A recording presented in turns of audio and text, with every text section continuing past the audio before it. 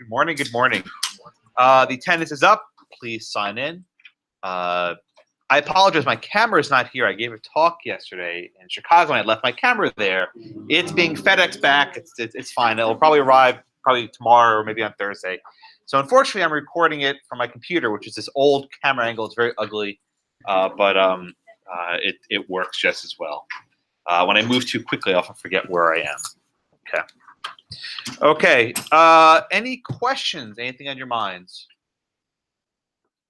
Any questions about enumerated powers, about federalism? All right. Let's start class off with this question. Okay. And this will be a good bridge from last week to this week. Okay. The question for you is this. Article 3 of the Constitution allowed a citizen to sue another state in federal court. True? False.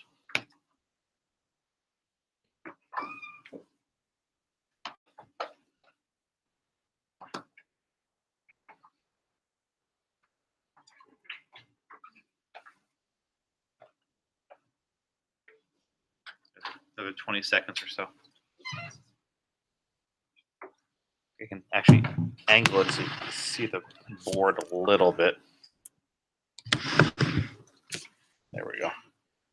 Slightly better angle. All right, another 5 seconds. Okay. All right. Who was last? The last class. Who's next? We saw Juliana. Juliana, you next? Okay. Ashley. Ashley, what'd you put here? Okay. Why'd you put true?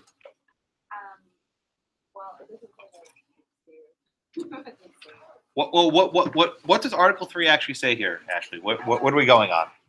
So it says, well, I guess it doesn't explicitly say that. It says that the controversy between a particular party controversy between citizens of different states, between citizens of the same state, and land and of different states, and between a state or the citizens thereof and foreign state citizens. Okay, so Ashley's reading very good from Article 3, Section 2, and I put the relevant language up here. It's also on page 48 to 49 of your pocket constitutions. So it says, the judicial power shall extend to all cases affecting ambassadors, other public ministers and consuls, and those in which a state shall be a party. For those cases, Supreme Court has original jurisdiction, right? So, Sophia, does the Constitution contemplate the federal courts having jurisdiction where a state is a party? Does it contemplate it? Yes. So can it hear a case Where a state is a party? Yes. Okay, now, Sophia, a follow-up question, please. Does the Constitution specify whether the state will be the plaintiff or the defendant? That is, can the state sue a citizen, or can the citizen sue the state? Does the Constitution say one way or another what they're talking about here? Doesn't. Okay, so now, Laura, we go back to the next provision, right? It says the judicial power shall extend to controversies between ... right? The state and citizens of another state. If you just read that, what does that suggest to you? It suggests that the state could all could be Either, plaintiff or defendant. very good, right? Just reading that, it suggests that the state can be either the plaintiff or the defendant. Now, we can be precise. Say, look, state comes first, citizen of another state comes second. Maybe that means the first is a plaintiff and the second is a defendant. But I think we all agree that there's nothing here limiting Article 3 to just a plaintiff state suing a defendant citizen. Okay? So go back to our question, right? What I asked you a minute ago. Okay. Does Article 3, Chaz, allow a citizen to sue another state in federal court? Does it allow it? Okay, why do you say yes?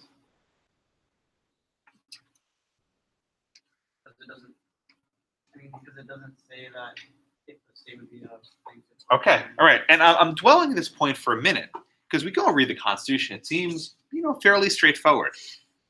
It would seem to allow a citizen to go to federal court and sue another state. I'm going over here. You next? Amber, you went already, right? All right. So this is I'm sorry, Nina. Mina. That's fine. Mina, can a citizen sue his own state? No. Well, how do we know that? Based on Article 3, I'm not talking about anything else, right? But based on Article 3, do the federal courts have jurisdiction to hear a suit against his own state? I've been false for mine, and the reason I've been false is I'm asking you a different question. We'll get back in a second. Can a citizen sue his own state? That's enough. So you under Article 3, can you sue Texas? it doesn't imply, but according to what the founding fathers wanted, I don't think so. Just look at the text of Article 3, right? Let's go back to our text, Mina. Right? Let's go back to our text. Do the federal courts have jurisdiction for a suit where a citizen sues his own state? So yes, according to that, that's very blatant. Where does it say citizens can sue their own state? Well, when is it to controversies between state and citizens? Okay, no. No, go to the second one, right? I think, State and citizens of another state. so can a citizen sue his own state? According to Article 3, no. Okay, that's right. Very good. So, Arlene, why do you think the framers of the Constitution didn't open up federal courts when a citizen was suing his own state? Why they didn't open up Yeah. his own state? Yeah, so if you want to sue Texas, Texas didn't exist then. Say you were Virginian, you want to sue the state of Virginia. Why did the Constitution not allow you to do that in federal court? Probably because the state was Oh, what does that mean? What does that mean for a state to be sovereign? they have immunity, and well, there's like the overall power, kind of like the King of England. Okay, I think you're getting the right track. I don't see a name tag. Yeah, there's Stephanie. Thank you. I gotta move around a bit. So Stephanie, what's special about suing your own state? Why is that different than suing another state? Because your own state isn't, it's people, so I wasn't clear on this. Well, no. This actually wasn't the reading. I'm asking you a point. This is actually more of a civ pro point, right? Why do you think the framers were okay with you not being able to sue your own state in federal court, but perhaps you can go to a federal court and sue another state? What about your own state's perhaps a little different? It's not the reading. I'm asking. I know. No, I'm not. Danny, you want to take a step? Well, the state has a self-interest, right? You can't be a fair judge of itself. Ah, but then why can't you sue your own state? Why does that self-interest argument apply there? Well, I mean, my understanding behind it is that because the state has sovereignty over the citizens, etc., the state judge is viewed inherently biased. And Well, so the that- reason why you have the Okay. oh, and then so the reason why the Constitution provided is that it gives you an alternative route. It's kind of like diversity citizenship. Right. So you learned this in Civ Pro. This is a Civ Pro lesson, right? The reason why diversity jurisdiction exists is to give you a fair shake. If I'm a citizen of New York and I want to sue Virginia, and I go to a Virginia court, the judges aren't going to be very fair to me, right? But that doesn't answer the question, why can't you sue your own state in federal court? I'm sorry. Yeah, finish it. Just finish I it. mean, it's sovereign immunity, right? Well, but that's begging the question, why? Laura? Because they're elected by the people. That's right. If I'm a citizen of Virginia, Virginia government's responsive to me. And if I don't like what Virginia's doing, I can vote. I can petition for redress of grievances. I can do various things to get relief from Virginia. That's not possible when another state does me wrong. right? So the answer is actually not based on sovereign immunity. It's more based on democracy and fairness, right? But Chisholm drives it into sovereign immunity. So, right, the answer to this question, it's absolutely true, right? Under the original Constitution, Article 3, yeah, about 70-30, yeah. Under the original Constitution, you could sue another state in federal court. Okay. Now, just pay attention how I framed the question, though. I said past tense, right, aloud. Is this answer still correct? Okay. The answer, if I were to ask you this in the year 2017, right, modern law, the answer is false. The reason why, Donnie, why is this answer no longer true? I said Article 3 allowed it, right, when it was drafted. Why is this no longer the case? Bingo. Very good. Right. So the 11th Amendment, well, I'll get to you in a second, right? I'm about to call it. It didn't change the Constitution. The 11th Amendment didn't change the Constitution. Under Article 3, Yeah. 2017, I can still sue it. So the way you posed the question, Donnie, come on, 11th Amendment. You guys are awesome. I love you. Let me ask you a question, though. The 3/5 clause, right? Still part of the Constitution? Still enforceable? Or the 14th Amendment changed it? It changed it. It's still part of it.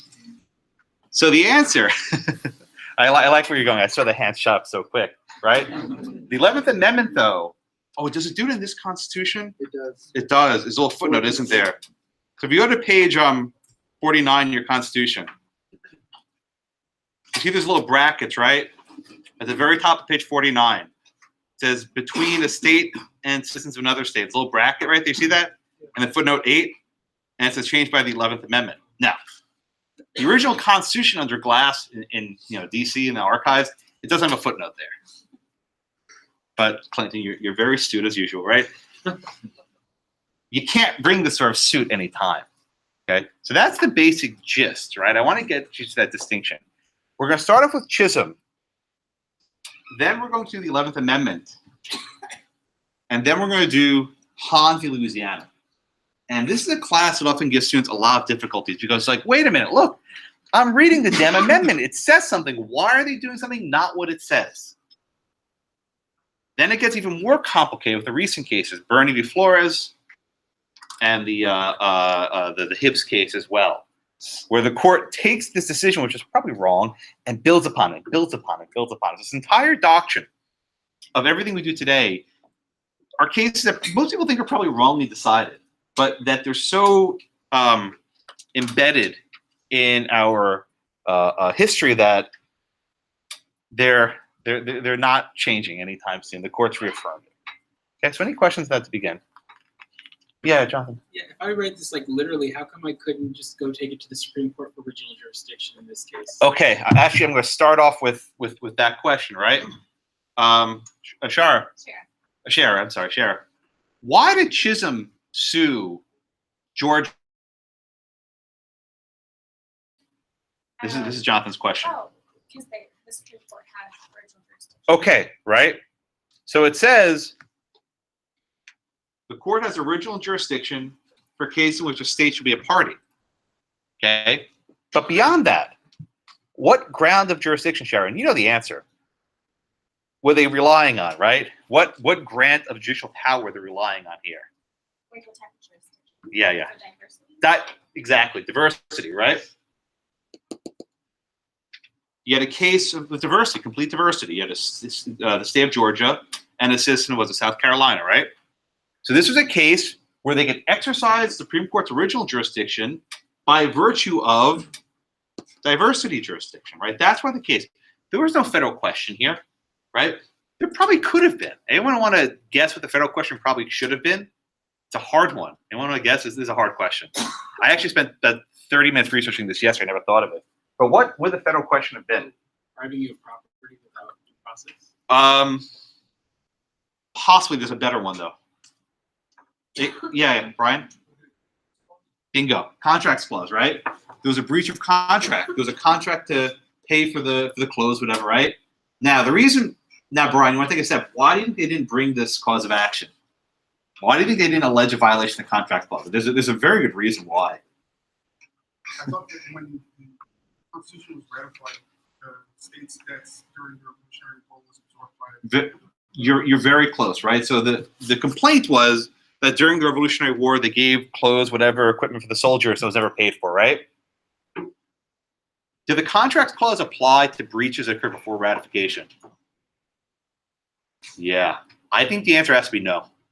In fact, this came up in the arguments, right? So in other words, they were suing for something that happened before the Constitution was ratified. Did the contracts clause in Article 1 even apply to this conduct? I think the answer is no. I did a good amount of research in this. Yes, I think the answer is no. Right. wasn't that addressed in their case? You know, the charter of the school? Because the charter, I can't remember the specific case, but it was involved the school, and the charter was given to them by the people. And the new regime tried to get the charter amended so that they could elect the head of the school. Then the charter took the school to court, stated that because the charter was given to them by the king, it essentially formed a contract between them. Was this a contracts clause case? Yes. Send it to me afterwards. I'm not sure. You have to take a look. All right. But this case, and Shara's right, was brought in the Supreme Court's original jurisdiction based on diversity of citizenship. Right there, Article 3, Section 2. Now, did Hannah, did Georgia even show up to defend itself in this case? Yeah. Why did Georgia refuse to even show up and make an argument here? Exactly. This should remind you of another case. You want to know a case I've been thinking of where they just didn't show up to defend the case? Is that it? Marbury, yeah. In Marbury versus Madison, right? James Madison didn't show up. He said the court has no jurisdiction over this. I'm not even going to defend it. This was like throwing shade at the Supreme Court, right? We think you don't have jurisdiction, and we're not even going to show up to make an argument. You wonder why they lost, right? If you don't show up, you lose. It's a, you know, if you sit on the bench in the Super Bowl, you're not going to make any stops, right? Here it is. So they didn't show up, and they actually lost. What makes this case especially challenging for students is that there's no majority opinion. I often hate on John Marshall, but one of the things he did that is not so hate-worthy is the decision to make one opinion of the court, right? Under the Marshall Court, he had this tradition that everyone would join a single opinion. That makes it very easy for law students to know what the law is, at least it's supposed to. The practice in the English system, even before our revolution, was to have what's called seriatim. Let me spell this for you. Seriatim. Okay, it's like cereal, like, you know, not like stuff you eat in the breakfast, but like, you know, cereal, a series, one after the other. And each justice, or five, right? Yeah, five, would write their own opinion. Not majority, not dissent. And it'll be up to you, the lawyer, to figure out what the law is. So you basically have to read 5 opinions and try and figure out what the single principle is that unites all 5 opinions. If you guys are shaking your heads like, what the hell? You're not wrong, right? It becomes very confusing. Now, this case actually isn't too bad because there was one vote, right? There was one vote in favor of Georgia, and there was 4 votes in favor of Chisholm. So you at least know who won. But you can imagine there are cases where it's not even clear who won the damn case because there's no single ruling. Why this is also confusing is they take very different directions. They'll go through each justice one after the other. And you have to know each of them. If you know nothing else from this case, though, Iredell, right, the first opinion, is effectively the dissent. Justice James Iredell, his was a dissent. And the remainder of them were concurring opinions, if you want to use that phrase, but they concurred in the judgment in favor of Chisholm. Kenny? Why? I thought there were going to be 6 justices. I think at that point there might have been a vacancy. There was Iredell, there was Blair, there was Wilson, Cushing, and Jay. I think there was one more, you can check me on this, who might have either died or retired in this interim, but there were 6 slots in the Supreme Court at the time. Also, having an even number of justices is a bad idea because there can be ties. But I think check me. I think it was either death or retirement. I can't remember exactly. Okay. Who am I up to? All right, Derek. So just give us the facts briefly. I mentioned them before, but just run through the facts briefly, please. Someone decided to sell like clothes from another state. Good. During what time? What was going on? Exactly. So there was a merchant who sold clothes to the state of Georgia during the Revolutionary War, and he was a South Carolina businessman. Okay, then what happened? I think he died, and then someone else, state person. Exactly. So Chisholm, who's Chisholm? He was the executor of the estate of the South Carolina businessman. Very good. He wanted to sue them, but Georgia didn't come to court. No. And again, which court did he sue in? Yeah. So he went to Supreme Court's original jurisdiction. Is that signed? That yours? Who's that signed by? That's, oh. I guess it's probably worth less now than if it was actually a new piece of clothing. Anyway. So the suit was brought in the court's original jurisdiction, again, because the state was a party and there was diversity. Georgia didn't even show up to make an argument, and they claimed that they were sovereign, that they could not be sued in a court without their consent. And this last part I just want to dwell on. A state can always consent to be sued, right, in their own courts. That is, Georgia could open up Georgia courts for lawsuits based on whatever else. They didn't do that here, right? They did not consent to be sued. Okay? So, Jake, start off with Justice Iredell. What's the nature of his dissent, or it's basically dissent. It's not called that. What's the nature of his opinion? So he basically goes back to English common law. Okay. And saying that the states get their sovereignty from basically like the crown. Yeah, Jake, just hear from me. What does this word sovereignty mean? At least going to Iredell, it's a word that we throw around a lot. But we don't actually define. What does sovereignty mean? Like in this instance, like they can't be sued. Okay. Now, what does it mean when I say, Jake, that the king is a sovereign? What does that mean? Okay. And what does a sovereign have? What are the relationship between the king and the people? What do you call them? The king's a sovereign. Where are the people? Yeah. Right. Subjects. That's exactly right. So in the English model, the king was a sovereign, divine right of kings, and the people were his subjects. Right? So Ryan, if the people had a problem with what the king did or didn't do, what was the remedy for the people, the subjects? What could they do? Like basically write to him and ask for his mercy, so to speak. That's exactly right. And I like the way you said the word mercy, right? They petition the king for redress of grievances. That's what the First Amendment is. And they basically throw themselves to the king for mercy, saying, please, your highness, I don't know, I don't watch The Crown, whatever, you're whatever, right? Give us this mercy. You're doing something we're not happy about it, please change it. Now, if the king or the queen, as it were, had it in her heart to change it, she could stop it. If the king said, whatever, I don't care, then that was it, they were screwed.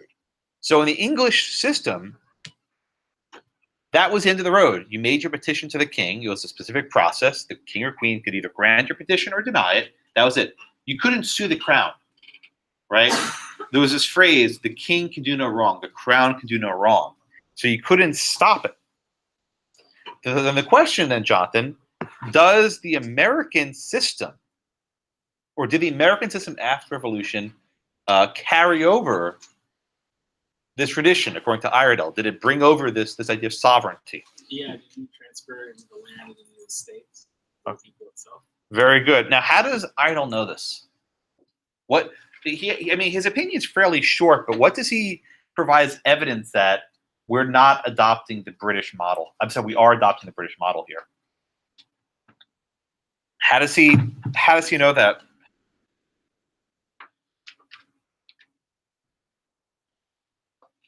How does Iredell know this? or what evidence does he put forward to say that we are following this British tradition? I didn't see that. Clint, you want to take a stab? So he put forward that the evidence that he created, when he recreated the Constitution. Well, Clint, let me ask the question differently. Let me ask it like this. If the United States had abandoned the British model, what evidence would Justice Iredell have wanted to see of that abandonment? No. In other words, if the United States departed from that tradition, what would Iredell have wanted to see as evidence of that to go along with it? Anyone?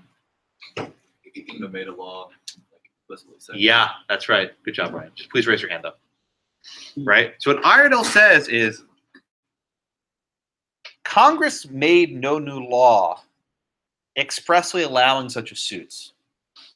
If there was such a radical change in this long-standing British tradition, I would expect some evidence, right? Some law that permits this.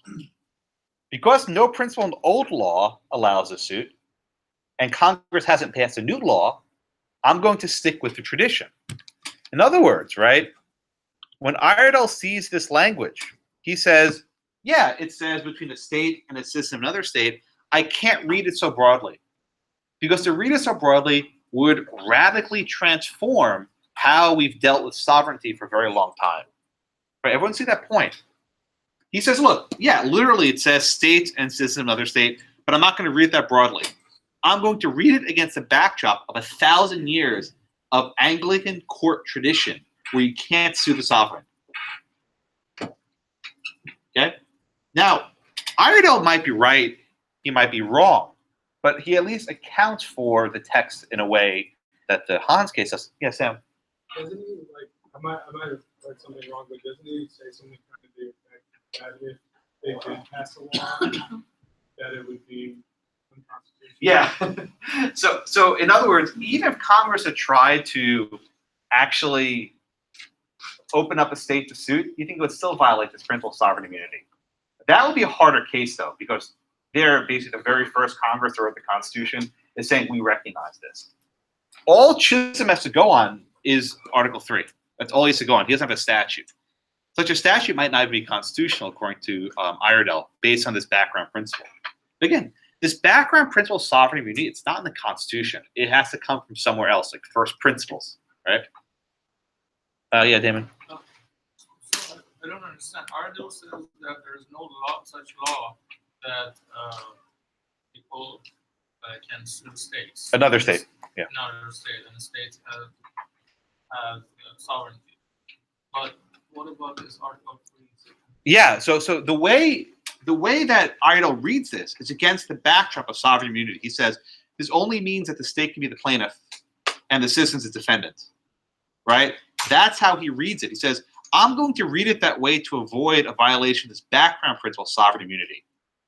I mean, he's not ignoring the text. Just be very careful. He's not ignoring it. He's saying, this doesn't specify who's the plaintiff, who's the defendant. I'm going to read it that way, that the state's the plaintiff, in order not to disturb this important background principle of sovereignty. Everyone just get what's going. Jonathan. It says very vague, the state shall be. It is vague. It doesn't say one way or the other. I think I asked that question 20 minutes ago, right? But Iredell says that's how I'm going to read it, to avoid violating this principle of sovereign immunity, right? Iredell's conclusion is not foreclosed, right? Iredell's reading is consistent with this text, but just with a little bit of a twist. You might call it a saving construction, right? These are not new. Judges will read a statute in a various way to avoid a violation of what they think is an important rule. Gabriel? So at this point, there was no like precedent on sovereign immunity from the U.S. legislature or the government or any kind of like court system, and he was just deferring to jurisprudence from other courts. Exactly. Yeah, there's no statute, right? This is why it makes a big fuss about a statute. Congress passed a Judiciary Act in 1789, right? This was the Marbury Act, right? They don't discuss sovereign immunity. They're just silent about it. There's no case about this at the courts, right? They haven't really addressed this issue. So this is the Supreme Court, 5 justices ruling on this question of first impression. And they base it on these background principles of sovereignty, of whether the United States continue the English tradition, that's what Iredell said, or the other 4 judges said, no, we broke off from that tradition. Gabriel, your hand was up? Yeah, so if citizens would have been where state is. Oh, I see. You're getting cute, right? What if the framers reversed it? So I think Ireland said the same thing. I don't think the ordering matters. I mean, it's convenient, but I don't think that matters. I mean, but yeah, good point, right? Plaintiff first, defendant second, but I don't think that would have made a difference. All right, let's move on to the next judge, Justice Blair. I don't know what's up with this picture. I would, if someone finds a better picture of him, send me. But every year I have to. I don't know. He looks like a Van Gogh paint. Like he's just the face was just very bizarre. The big eyes and like the whatever. But his opinion's short, which students always appreciate. Yeah, Evan, what's Justice Blair's argument here? So if the Supreme Court refuses to hold jurisdiction of a case where a state is a defendant, it would renounce part of the authority conferred, consequently part of the duty imposed on the court by the Constitution. Okay. Does Justice Blair find relevant the traditions of the English crown? How come? Because he's honoring what the Constitution says itself. Yeah, I love this sentence. The Constitution of the United States is the only fountain from which I will draw. The only authority to which I will. It's beautiful. The Constitution was 5 or 6 years old at that point. It was pretty new. But I mean, he was really, he's really invested in this document. He also adds that the states gave up sovereignty by adopting the Constitution. This is a point I want to dwell on for a moment, right? When you had England, 1776, the king was sovereign. July 4th of 76, the states declared independence. I think you can say that whatever sovereignty the king had went to the states, right? The states were now sovereign. But Blair says that by ratifying the Constitution, the states gave up some of their sovereignty, right? They gave up some of their power to the national government. And one of those powers they gave up was the ability to be sued, right? The states ratified the sentence. The states agreed with this clause. They didn't say, we'll ratify the entire Constitution except for this clause, right? The states voted on and agreed to this. So Blair is saying the states consented to being sued in this fashion in federal court. So there was consent, right? By ratifying the Constitution, the states consented to this very type of suit. So Blair is like, we don't follow the English tradition, and even if we did, the states gave up that sovereignty through ratification. Again, these 5 opinions, they all have different attributes that I like talking about. So any questions on Blair? Jeffrey, you want to talk about Justice Wilson, please? Sure. He mainly goes into whether the Supreme Court has authority over a state, and he goes on to define this as you generally put, a normal person or a man would put themselves under the authority of the federal government, and that a state is technically an artificial person. Good. Yeah. So Justice Wilson is probably the most underrated framer of all time. He was a Scotsman, very influential at the founding convention. Doesn't get a lot of credit. He had a very rough end of life. He was on the Supreme Court for several years. He was a debtor. He became an alcoholic. He died in very squalid conditions. He had a very didn't have a good downfall. It was very bad. But he was a very, very intelligent person, a very smart framer. And he makes a point, right? Under the Articles of Confederation, remember it was a league of friendship between states, right? It was a group of states together. But under the Constitution, which he helped draft, it was not about the states. Jeffrey, who was it about? Who was it about? Who was the basis of our new republic? Of the Constitution? People. The majestic, right? We the people, right? The people formed the sovereignty of the United States, not the states. And he rejects the notion that the state is anything special. The city of Philadelphia, right, has as many people as the entire state of Delaware. Delaware is really giving me fun. It's a little bitty state, right? How can it be that the city of Philadelphia is any more or less sovereign than this, bitty little state called Delaware? He also says if a person breaches a contract and commits a wrong, or if a corporation breaches a contract and commits a wrong, they should be held accountable in court. Why should the mere fact that they organize as a state make any difference? If the basic building block of our republic is the people, then there's nothing special about the state to which they'd be entitled to that sort of sovereignty. Okay? And he also makes this point, the entire notion of sovereignty implies subjects, right? Subject to the crown. We don't have that in our republic. Chisholm was in no sense a subject of Georgia. He was a free person. At least he was. Okay? All right. So any questions on Wilson? Any questions, Justice Wilson? Or Abdul, you want to give me about Justice Cushing. Yeah, Justice Cushing, please. Thank So you. It basically says England shouldn't matter so much. It's not about the laws of any other country. It's about our constitution established by the people. Exactly. And he takes kind of a literal approach. He says, let's look at the text. Why would it be if the intent was not to have someone sue a state or state to sue a person? Then why does the text really allow that? Like the Very text good. says. Very good. Right. So Cushing makes points similar to Blair that were not England, but he also says this doesn't specify who's plaintiff and who's defendant. Right? Doesn't say the state's a plaintiff, doesn't say the citizen's a plaintiff.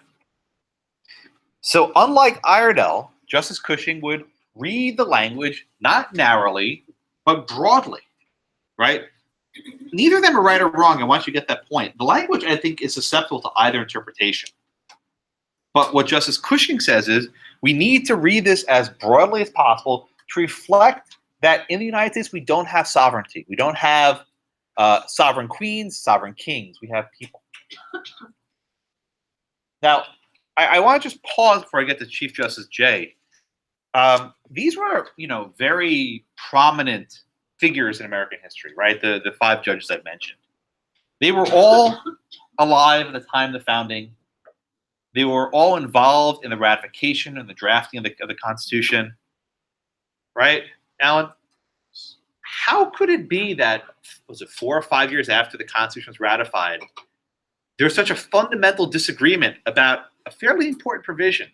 Like, these aren't idiots, right? These aren't ideologues. These were people involved in the process. They were there. They lived through it. How can there be such a strong disagreement so close in time to ratification? I think since this was the first time this issue came out, so it was unprecedented in a way. And then, So they just never thought about it? well, not that they didn't think about it, but also their notion of sovereignty is being tested right here. Especially since they're elder, men, and they've kind of lived a certain way, when Britain was in charge, and it was like they're sovereign, and kind of address them in one way that's always been their mindset. But now everything's changed. All right. So, Nam, let me ask you this follow-up question. So you have 5 lawyers in the Supreme Court, 5 judges. 4 go one way, 1 go the other way. Does it look like a close question to you if there's 4 to 1? No. Does it look like the 4 are right about it? Right. What do you make of the fact that the people so quickly disagreed with them? Right? This, again, it wasn't like a 5-4. This was 4 to 1. It was pretty easy, right? What do you make of the fact that people so quickly disagreed?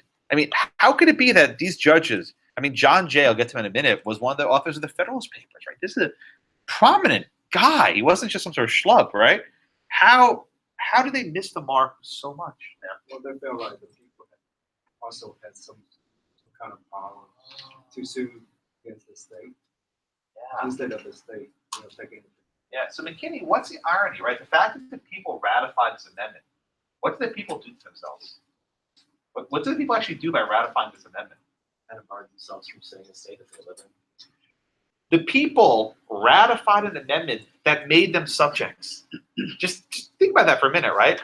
The people ratified an amendment that limited their ability to sue their own state. The people ratified, they basically accepted this idea that sovereign immunity exists. Or did they? What did they actually do? We'll get there in a minute. I'll come back to it, right?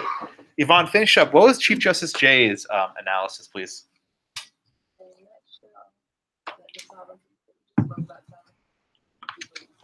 Very good. Yeah.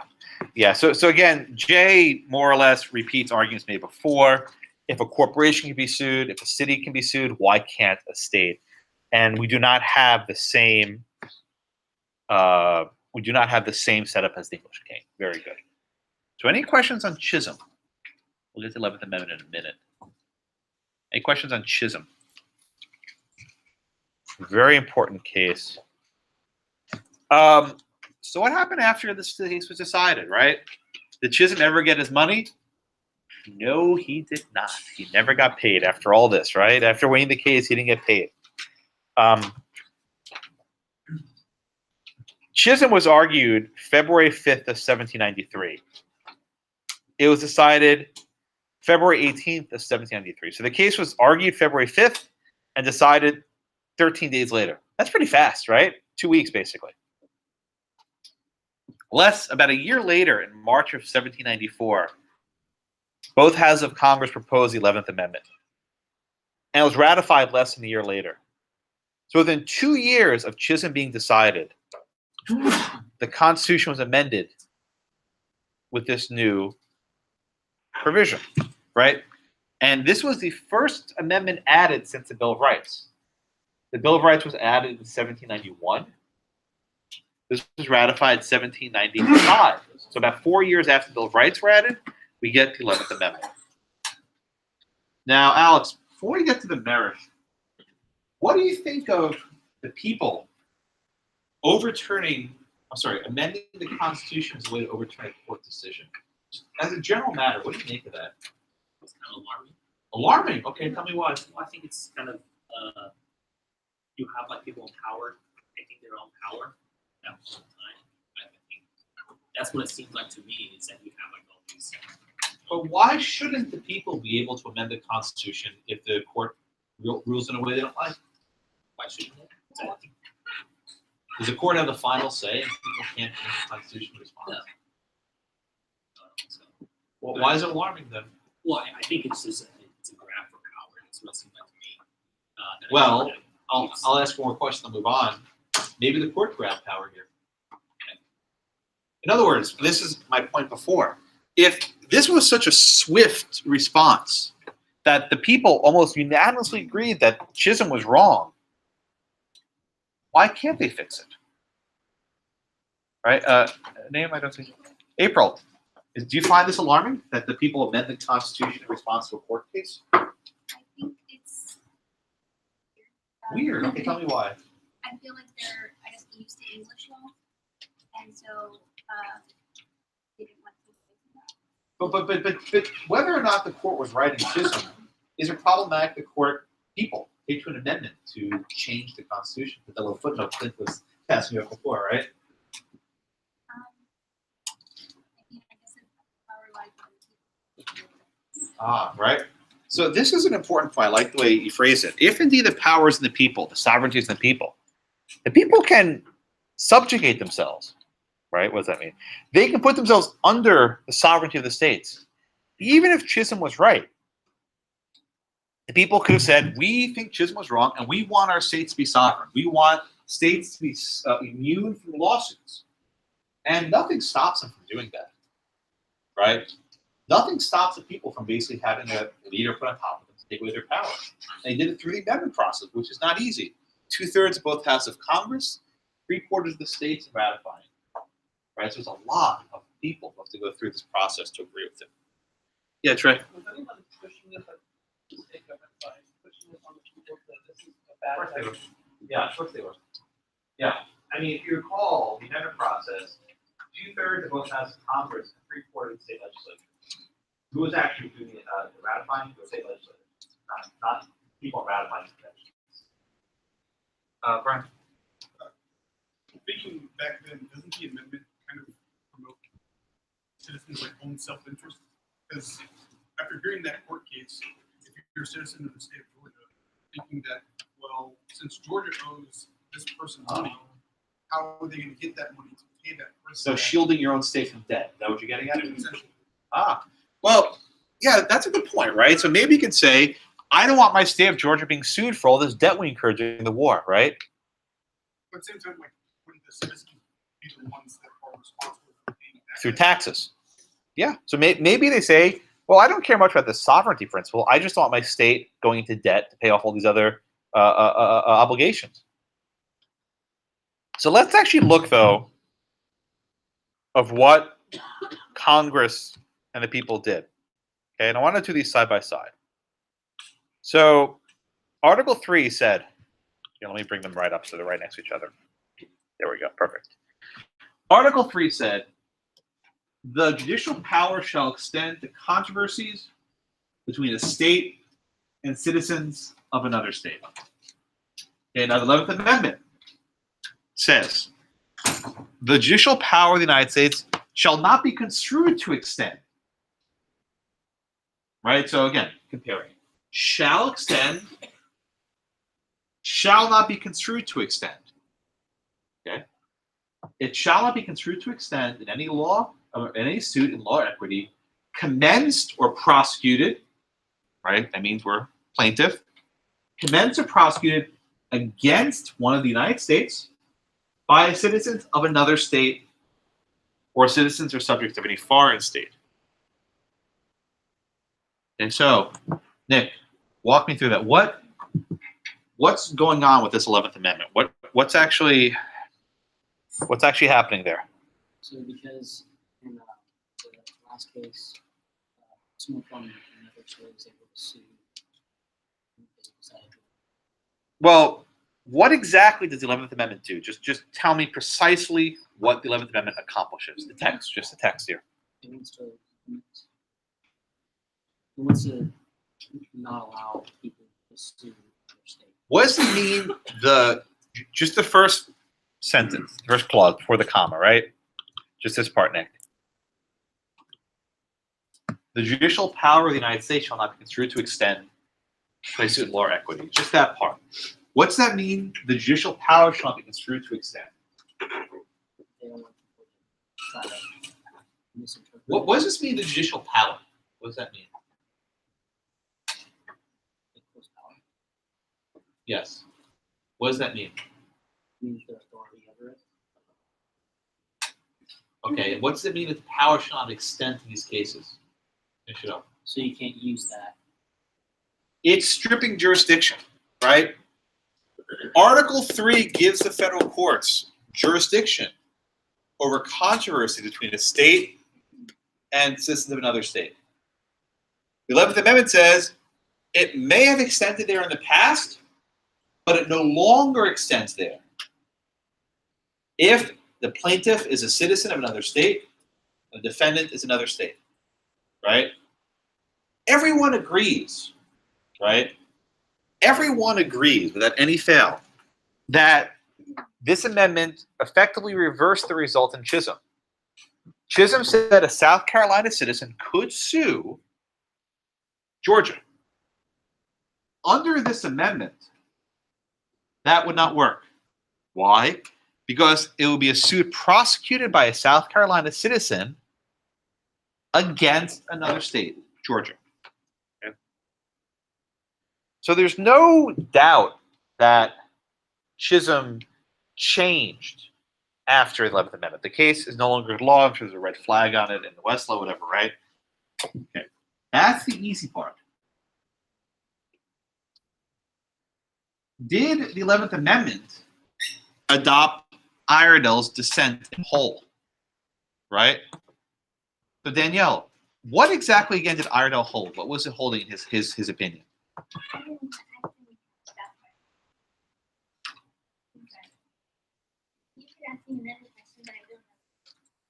What did the 11th Amendment do with respect to sovereign immunity? Brian, what did the 11th Amendment do with respect to Iredell's opinion? Basically, it reinforced the idea that the state was sovereign. Okay. But it kind of, I'm looking forward to looking into ponds. I know you are, but you're answering like two questions down the road. You're on the right track. It reinforces the idea that a state is sovereign. That they're immune. Okay, so just answer me this one, Brian. Did the 11th Amendment adopt Iredell's dissent? Where do you see that in the text? That the power, the authority of the judicial branch doesn't extend to states and bodies. Okay, but that's about jurisdiction, right? But the core part of Iredell's dissent was that the states were sovereign, and the states stand in the same position as the King of England, right?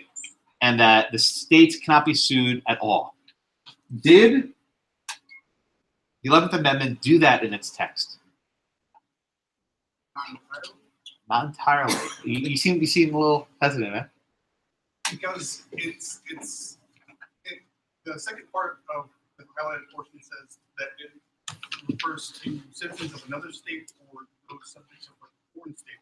It doesn't say specifically a citizen of that state can't sue. You're doing Hans. You're doing Hans again, right? Okay. So Stacy, just answer this question, please. Right?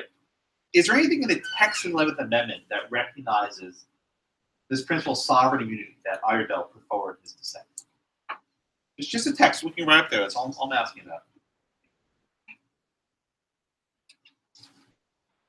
I see where it's restricted to a law. But does that refer to sovereign immunity? No. So I think we all agree, right, that if Congress was trying to adopt Iredell's dissent, right, if Congress was trying to embrace Iredell's dissent, they did a really bad job, right? Regina, you're nodding your head. Well, why did they do a bad job?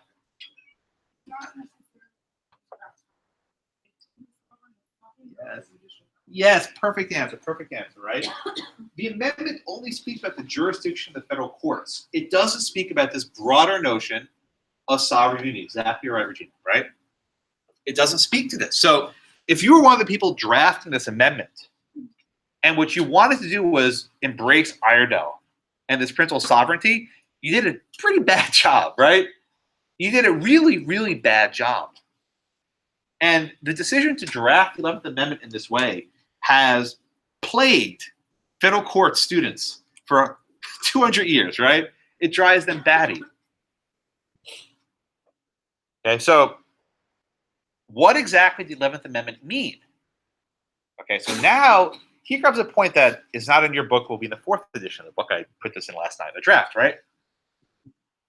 I said at the outset, I think this was Shara's question.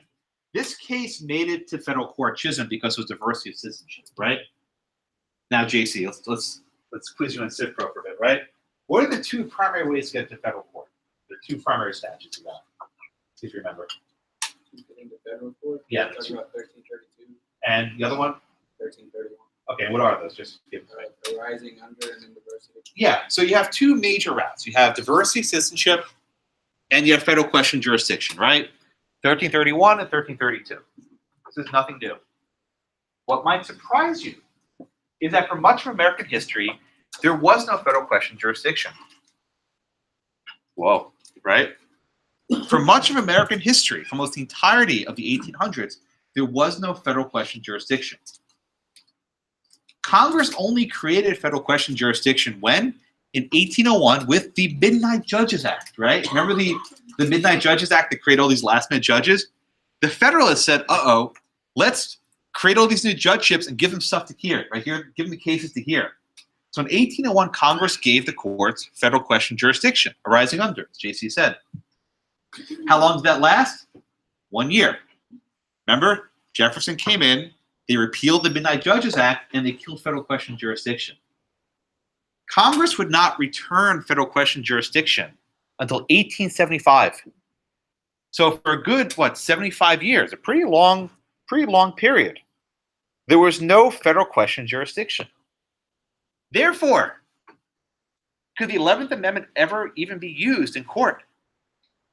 No, right? You couldn't sue another state in federal court, so that was out. And you couldn't sue your own state because there's no federal jurisdiction, right? If you sue your own state, there's no diversity. Everyone follow me here, right? If you sue another state, you're tossed out by the 11th Amendment, you're done. What if you do like what Hans did and sue your own state? No diversity, you can't get to federal court. Until 1875, when Congress allowed federal question jurisdiction, which allowed you to sue your own state based on a violation of the Constitution. Right? What was the let's go back up top, Denny. What was the cause of action, Hans? We'll get to the facts in a minute. But what was the allegation in Hans? Louisiana. Yeah, and what did Hans allege happened? What just do the fact remember what was the cause of action there? And what federal question does that raise? Brian answered earlier. What federal cause of action? Exactly. He alleged a violation of the contract clause, that Louisiana owed him money. And this is a question arising under the Constitution, therefore fits into federal question jurisdiction. That's how he got to court. So the reason why we don't have any cases between Chisholm and was it 1790 whatever, right? And Hans and was 1890 is there was no way to get to federal court, right? Only 15 years earlier did this federal jurisdiction pop up. We just don't have. I spent researching this yesterday because I didn't know myself, but there just weren't any cases raising this question. Okay, so that's why Hans, almost 100 years after Chisholm, is the first time we get an answer on this question. All right. So Warren, you want to give me the facts, please, in Hans v. Louisiana.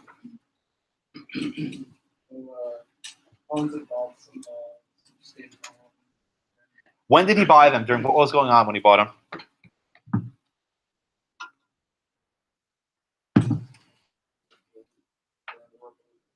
Well, not Revolutionary War. You got the wrong war. Anyways, one at a time, please. What year was this case, Warren? 1809. What was going on in the South in the 1890s and 1880s, 70s? What was that period called?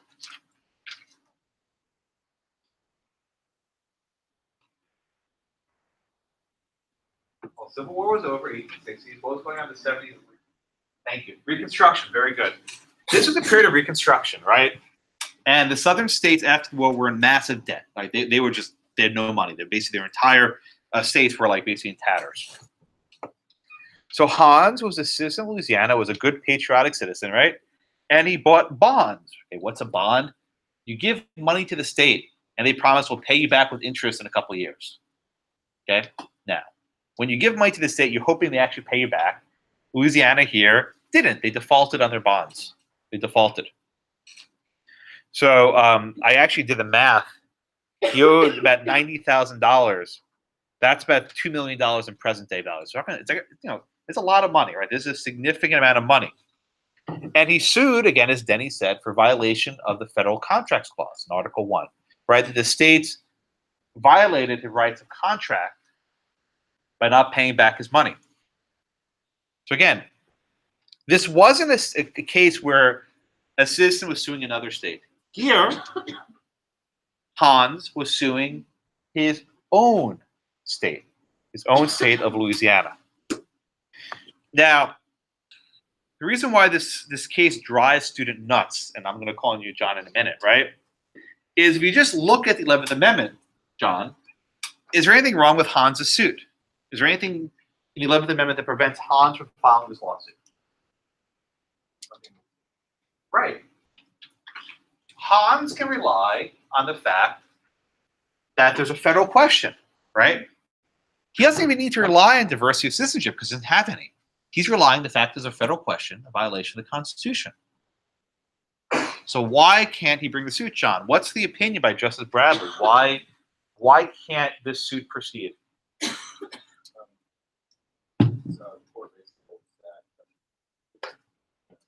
Whoa. Did you just say the court holds it doesn't matter if the 11th Amendment says? Is that what you just said? You're not wrong, by the way. But did you just say that? That it doesn't matter if the how many of you carry these constitutions in your pocket every day? You say the text is relevant? John, come on. Yes. Even though the text says another thing. Okay, now, John, here comes the hard question. Why? What's the basis of the court's ruling here?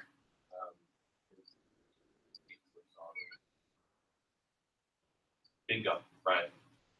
What the court says here is that Justice Iredell was correct, right? Justice Iredell was correct. The states were sovereign from the moment of independence, and that sovereignty was never surrendered upon the ratification of the Constitution, right? But then, Ava, help me out here. If Justice Iredell is correct and the states were always sovereign, then why did people bother ratifying the 11th Amendment? In other words, what was the point of ratifying the 11th Amendment if it had no purpose, right? Why were the people ratifying an amendment that did absolutely nothing to change the law?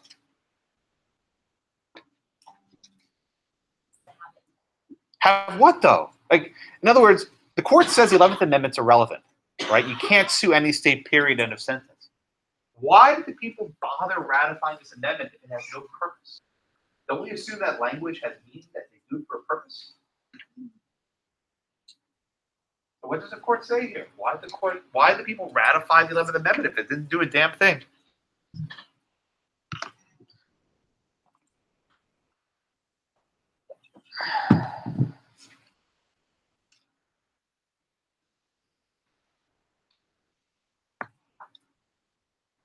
Anyone? Anyone take a stab, Alan? It was a dissent. It was a dissent, but if the actual text of the ratified amendment has no meaning, why do they have to go through that process? It's a lot of work. 2 years. States have to agree to it. Then they were angry. But why did they do a better job drafting it, right? Why did they write this amendment that doesn't really do much? Yeah, Laura? So they just wanted to overturn the result, but they didn't want to address sovereign immunity. There's no answer, by the way. I've been racking my head with this for years. You guys all give me good thinking, right? There's not a good answer here. What the court basically says here is the entire ratification process was irrelevant. Now, they do make a few points which I want to mention, right?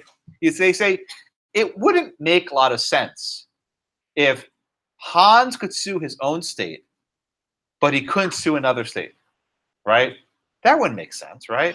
That Hans can sue his own state where he's a subject, apparently, but he can't sue another state. I mean, that's not an irrational conclusion. But it doesn't get away from the fact that the amendment says something, and that's not what the court did.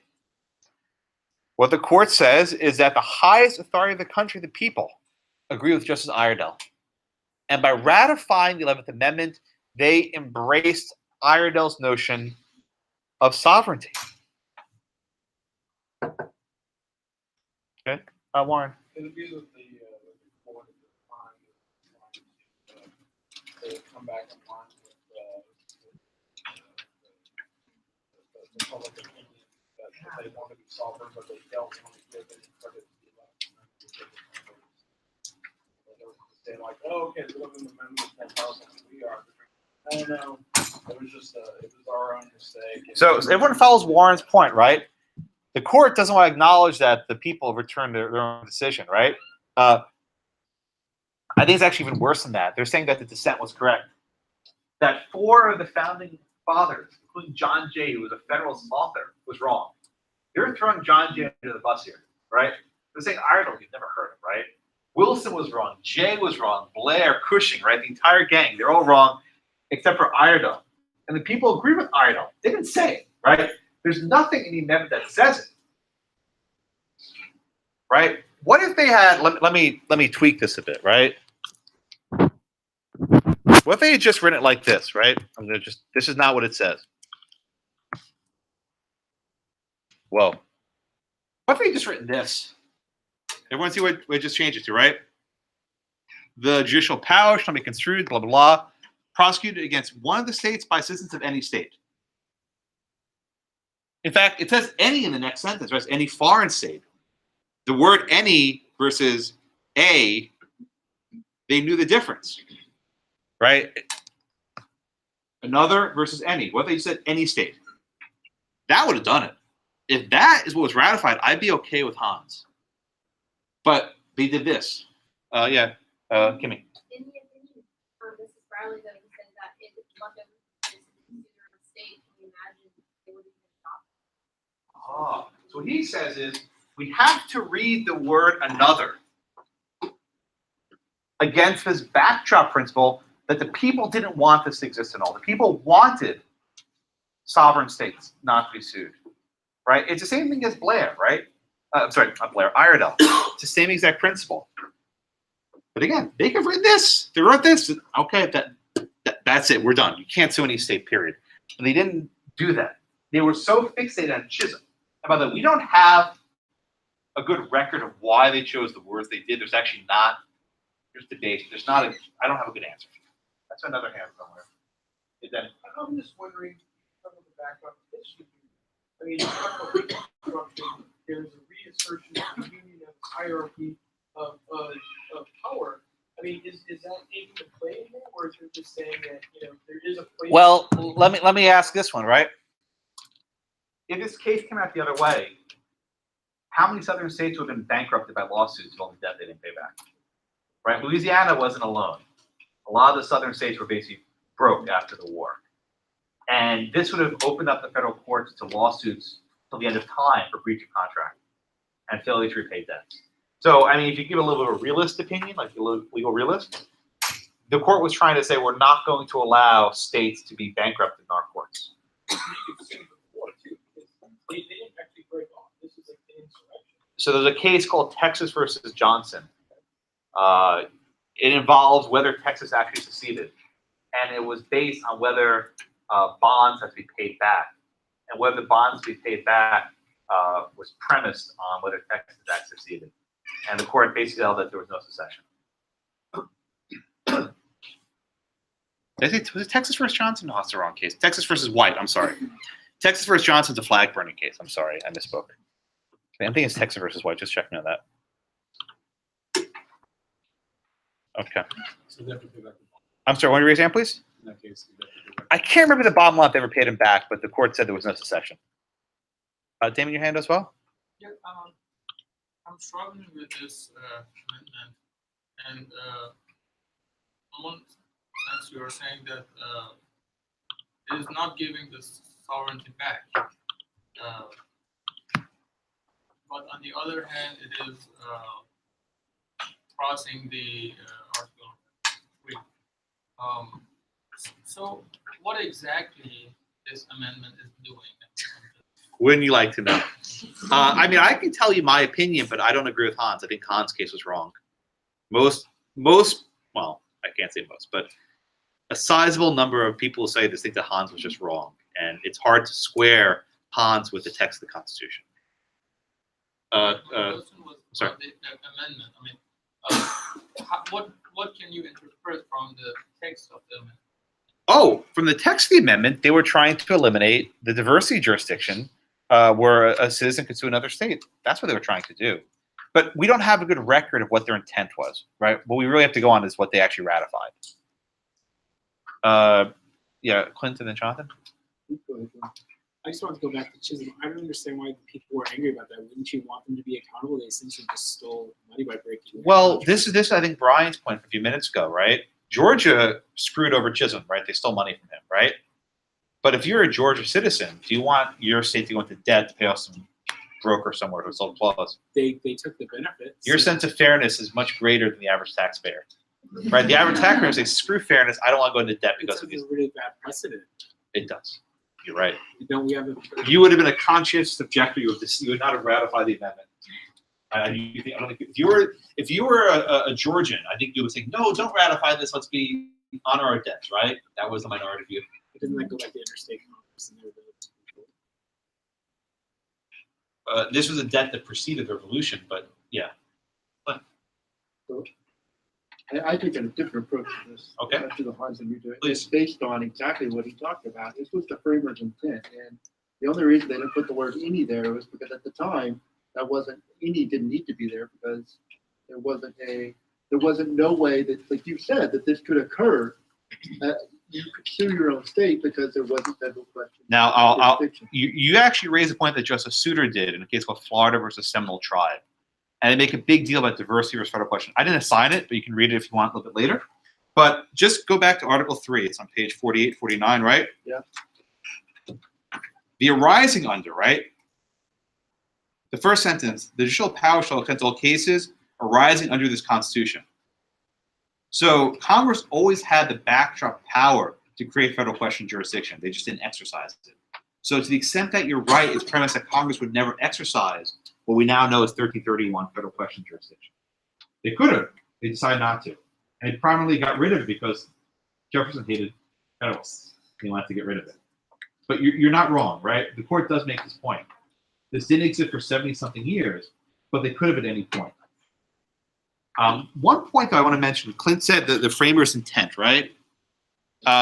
Gabriel, how do we know what the intent is of the framers when we're talking about an amendment ratified in 13 states by lots of different people? How do you know what the intent is, the purpose is? So what if some people said one thing and some people said another thing? How do we know who's right and wrong? I'll give you an easy example, right? You have 535 members of Congress, right? What's Congress's intention to pass a bill? Yeah, but how do you know? What if Senator A said, I'm voting this for this reason? And Senator B said, I'm voting for that reason. Senator C said, nothing at all. And how do you know what the intent is of the bill? No, Congress, 2018, right? They passed a bill. And different members of Congress say different things. How do you know what the intent is? Yeah, no, you're giving me a good one, right? Trey, how can you understand or divine intent when you have 500 people voting for different reasons? Oh, that makes it even more complicated. People have lots of different reasons why they vote, don't they? So here's what I'm getting at, right? For some time, judges tried to figure out what was called the original intent of the Constitution, right? Original intent of the Constitution, or the framers. The difficulty with this is there were lots of framers involved, and they all have different motivations, different purposes. And how do you attach weight to one framer versus the other? Madison said this, Hamilton said that, and Jay said this, right? How do you balance it? So the modern move in originalism is what's called original public meeting. This is, when I say modern, I mean the late 1980s. Scalia made this famous. But Scalia's contribution was, we can't know what the intent was of every single framer. And with the 11th Amendment, we just don't know why they chose that phrasing, right? Maybe they want to adopt Iredell, maybe they didn't, we don't know. So instead, we look at the text and what the text means. So if you apply, original intent, the 11th Amendment, I think goes with what Clint was saying, right? That they were trying to adopt this idea of sovereignty. If you go with what you might call original public meaning, this is Jonathan's point, right? And Damon as well, you're stuck with the text, what they said. What they said is citizen of another state, not citizen of any state. So again, there's no right answer. I'm not telling you that one Clint or Damon or anyone is right or wrong. It's the methodology, and the Hans court definitely went the original intent route. Now, one of Justice Scalia's greatest contradictions is he hates original intent, but he basically accepts Hans. I think it's a matter of precedent. That was one of his big failings, I think. Yeah. Why don't they clean it up now? They didn't. In fact, I mentioned Scalia 30 seconds ago. Scalia said, whatever, I'll go along with Hans. It's been around for 100 years. Not going to change it. There was a case, I think, in the late 80s or early 90s from Pennsylvania. I can't remember the name. But Scalia said, yep, I'll go along with it. So where should you sue in other states? Yeah. Not even in Supreme Court. No. So the upshot of this, right? And let me give you now. Before I forget, what did Harlan say? Matt, what did Justice Harlan say? He had a very brief concurring opinion. And I'll answer Matt's Jonathan's question in a minute. What's Harlan? Oh, it's the very end of the brief. Come on. I'll come back to you, Scott. What did Harlan say? Heard he said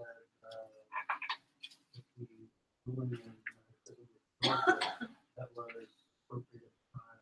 Bingo. Right. So Harlan, who's again one of my favorites, said, I'll go along with this, right?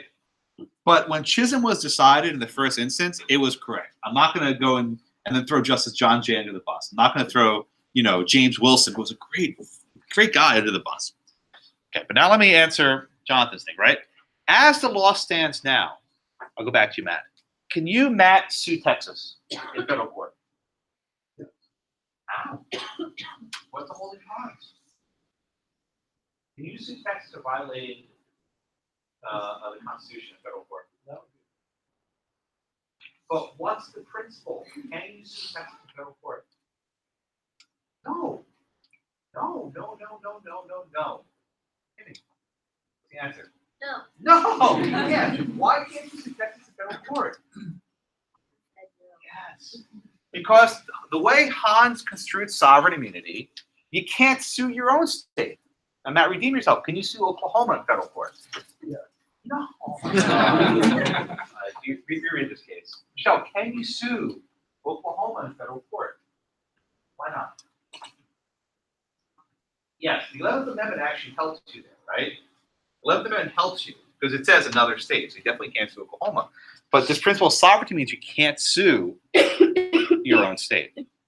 But then they have waivers of sovereignty. Oh, you got my next question, right? Now, there are certain circumstances where you can sue your own state. Okay, so one of them, you could sue a state official. This is a wrinkle, right? There's a case, you don't have to know this for the exam, but you'll encounter this whenever you're a real lawyer, called Ex parte Young. Ex parte Young. What does Ex parte Young mean? If a state is violating your constitutional rights and you want to stop it, you can't sue the state, but you can sue the state official, right? So a sheriff, right? A commissioner of the railroads, right? Whatever it happens to be. So you can't sue the state of Texas, but you can sue the railroad commissioner of Texas. You can't get damages from him, but you can seek an injunction to stop him from violating your constitutional rights. So Ex parte Young is often called a fiction. You'll see it called this, right? So even though the court said you can't sue the state, under this fiction, this basically made-up doctrine, you can sue the state officials. Now, what difference does it make if you're suing the state versus the state official? Basically nothing, right? You get the same exact relief. Okay, but Ex parte Young is limited only if it's taking some sort of action that violates the law. Okay. Yeah. What? I was wondering, like, under that doctrine, does that change, like, would the state's treasury still be answerable for the debts? Yep. Or would Well, it just be but personal? with Ex parte Young, you can't seek damages, only injunctive relief. So there's no money being paid out. That's a very important distinction, right? You can't sue the state under Ex parte Young for money. It's what's called official capacity suits. You're trying to stop an official action. Yeah, Damon. Can you bring the 11th? Yeah. Okay, here it is. So I think that any in the third line is there for a reason. I- So that not the third line. Okay, any, yeah. So there might be some cases because there is a not behind. There might be some cases or some suits that can be brought to the court, but not like any suit. Which brings us to this waiver and this ex parte. So Possibly. The court hasn't read it that way, but when I see any suit in law equity, that means everything, right? All, any. Brian, is your hand up? No, Scratching, okay. Yeah, Kevin. so the same thing as when you're suing the state official, is it the same, I guess, idea as a writ of mandamus to get them to do what it is? It's an injunction, which is similar to mandamus, right? But that's only in federal court. Can you sue the state of Texas in state court? Depends. So Texas and all states have various rules where in some cases they waive their sovereign immunity, right? But not in all cases. And I don't want to go into specifics, go take a class in state constitutional law. But for example, if a state official commits a tort, right? Say a state official is negligent. You can't go straight to state court and sue them. You have to go through a process. You have to basically seek a claim and try and settle out of court. If that's not successful, then you go to state court. But the state courts, controlled by the states, have limits on when you can sue the state. But you can't sue a state without its consent in federal court. Okay? Unless, and this is my bridge to the next case, Congress waives a state's sovereign immunity. What is this, right? Congress waives, or if you want to use a big word, abrogates a state's sovereign immunity. Okay? Matt, what does that mean for Congress to waive or abrogate a state's sovereign immunity? What does that mean? Who's they? Can Congress waive a state's sovereign immunity without the state's consent? Did you do the reading for today? All right, Sam. Can Congress waive a state's sovereign immunity? How? Okay, very good. The 14th Amendment gives Congress the power to waive or abrogate. If I use the big word, they're the same thing. Waive is easier, right? The 14th Amendment gives Congress the power to abrogate a state's sovereign immunity. Okay, so I have the 14th Amendment up here, okay? I have a very small excerpt of it. If you want, it's on page starts on page 74. I'm sorry, 73.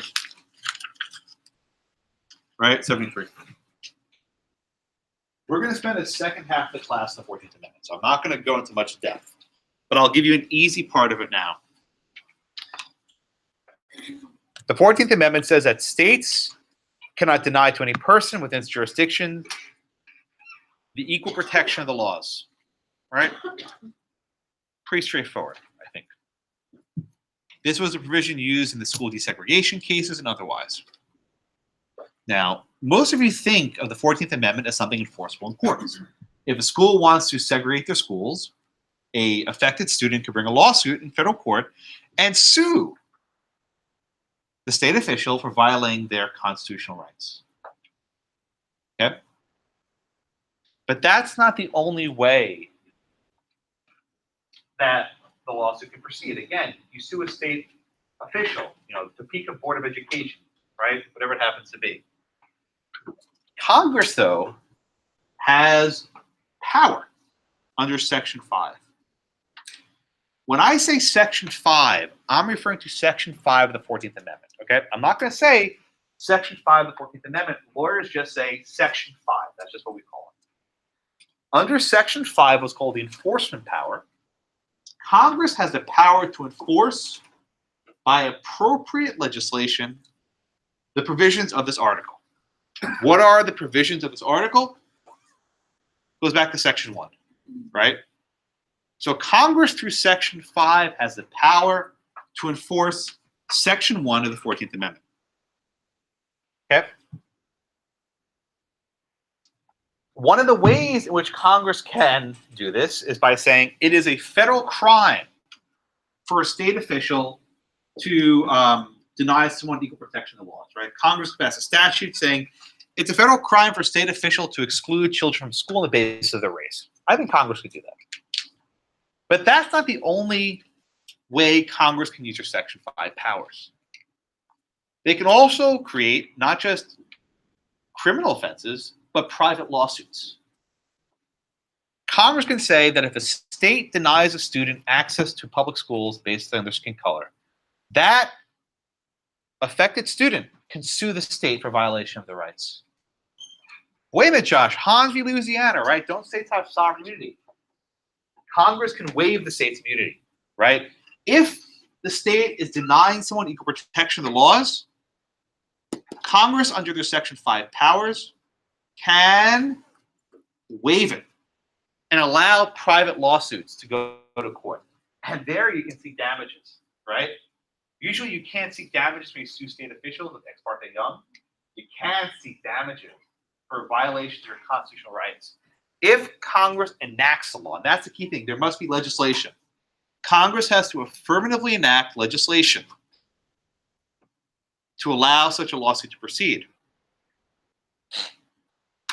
Everyone with me so far? Now, everyone agrees on that part, right? Congress can enact these sort of legislation to let these suits proceed. The magic word, though, I put it in bold underlines. Appropriate. Congress can't enact whatever sort of statute they want. Legislation must be appropriate. what does this remind you of? Appropriate legislation. What does this ring a bell? Yeah, one at a time, please. Yes, Cameron, say it again, please. Yeah. This should remind you of McCulloch, Maryland, right? By saying appropriate or proper is the word used in Article 1, it suggests that some exercises are not appropriate, right? If you have appropriate legislation, that means that there must be legislation that's not appropriate. Same way if there's proper legislation, that means there's some legislation that's not proper. Does this mean then that the courts get to decide what's appropriate and what's not? Maybe yes, maybe not. But the remaining cases today, the Boerne v. Flores case, Morrison, and Hibbs, are cases where the court found that the legislation was not appropriate. That Congress had not acted in an appropriate manner to waive a state's sovereign immunity. Okay? Now, these are weird federalism cases, right? Here you have the states versus Congress. The states are saying, you can't sue us. And Congress is saying, yes, we can sue you. We're going to let people sue you. And in each case we have today, or at least the first two, Morrison and Boerne, the court said, no, you can't sue the state. And the last case, Hibbs from Nevada, they said, oh, yeah, you can sue the state. These are tough cases to reconcile. If you think Hans was tough, this gets a little bit tougher, right? Why did Morrison go one way and Hibbs go the other way? I'll get to it later. I'll explain a bit. Been with me so far. All right. So you want to give me the facts, please, Kendall, in Boerne v. City of Flores? I'm sorry, I always get in reverse. It's City of Boerne versus Flores. In the city of Boerne, Good. it was historic for the population growing and Very good. so the Archbishop gave the permission to go and they filed, like, I guess, they tried to, like, give the permission of the city to approve the construction, so the main church, it was in the landmark, and they said. Okay, good. Very good, Kendall. So, Raven, let me ask you this question. Generally, right, if you apply for a building permit, you're taking properties, right? You apply for a building permit, and the city tells you no. What's your remedy? You know, as a general matter, forgetting religion or anything else, you want to expand your backyard, you want to build a guest house, whatever it is. What's your remedy if the city tells you no, you can't build this?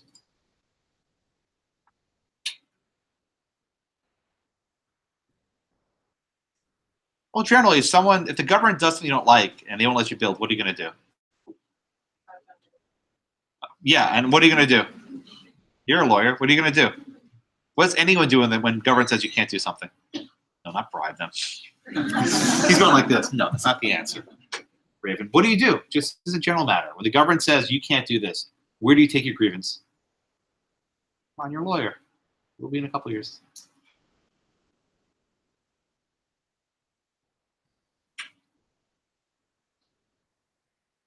Aaliyah?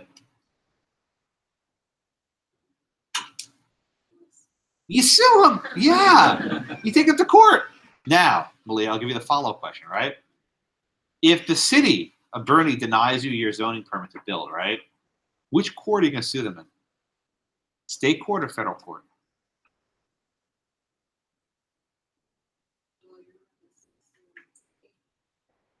Well, can you sue a state in federal court? This is my question to Matt, right? Can you sue Texas in federal court under normal rules? So which court are you going to have to sue in? Exactly right. So the normal rule with zoning, you'll take property to next term. You maybe even happen, who knows, right?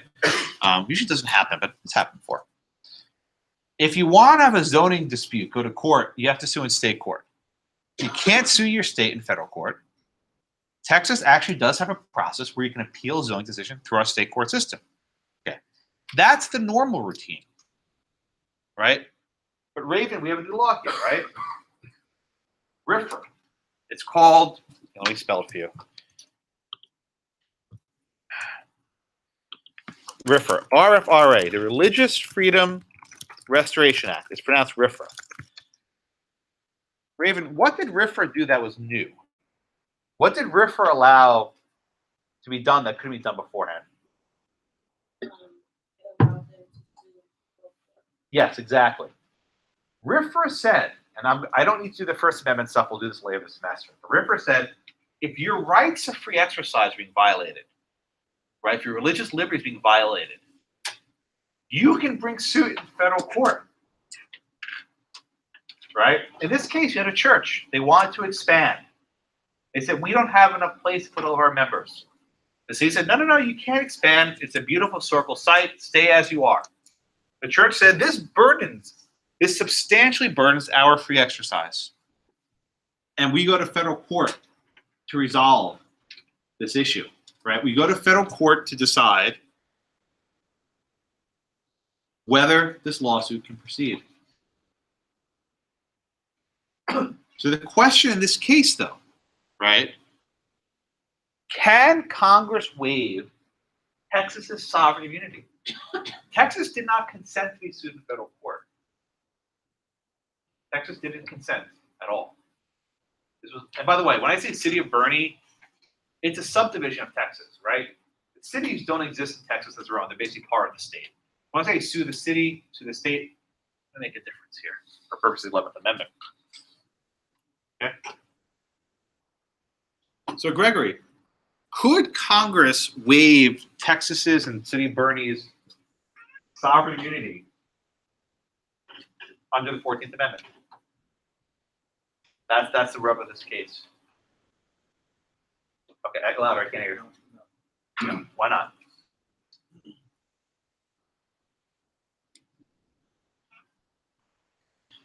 You're right. Why could Congress not waive Texas's sovereign immunity here?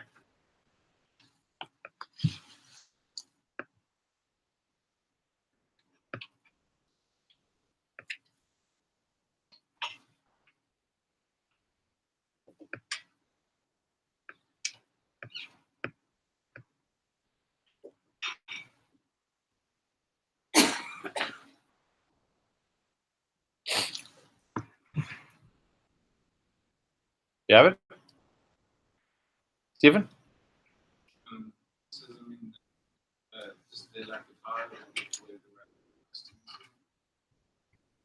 Repeat what you just said. Congress lacked the power to waive their sovereign immunity. Right. No, that's right. So Congress lacked the power to waive Texas' sovereign immunity. I'm asking you why. They have the power to enforce laws to violation of the constitutional right. Power to make substantive changes to it. Oh, okay. So here's in the right track. Okay, so here's what happened, right? Oh, by the way, Michelle, do you say you've been to this church? Yeah. Is it nice? Yeah. Is it cozy? Is it small? Yeah. I don't know if they ever actually expanded it after this case. I don't know if they ever did, but yeah, must have not been changed. Okay. So I'll give you a very brief background on the First Amendment, which we will cover later this semester, so you do need to know it. There was a case in 1990 or 1991. You had a Native American guy named Al Smith. He used peyote, which is his hallucinogenic cactus, as part of his religious sacraments. He was fired from his job for the use of peyote. He was actually a drug counselor, as it were. It actually, going to his faith helped to become sober, so it's not chuckle, but yeah, he was fired from his job. He sought unemployment benefits. The state denied him benefits, and he sued, saying that you are denying me these benefits. You're denying me these benefits because of my religion, right? My religious exercise requires me to use this peyote.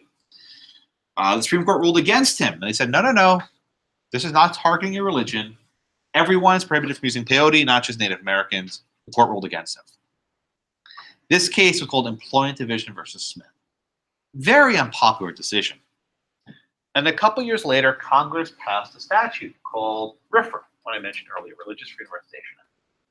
So RFRA allowed states to be sued for the violation of First Amendment rights. But here's the key. It adopted a different definition of free exercise rights than the Supreme Court did. In other words, Congress tried to provide more protections for the First Amendment than the Supreme Court did. So the issue is this, Judge.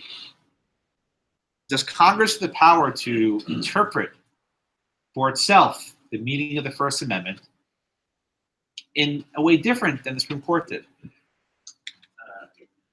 Court here says it doesn't. Why does the court say that Congress lacks the power to interpret the Constitution in a different way than the court did? Is there any law there saying that?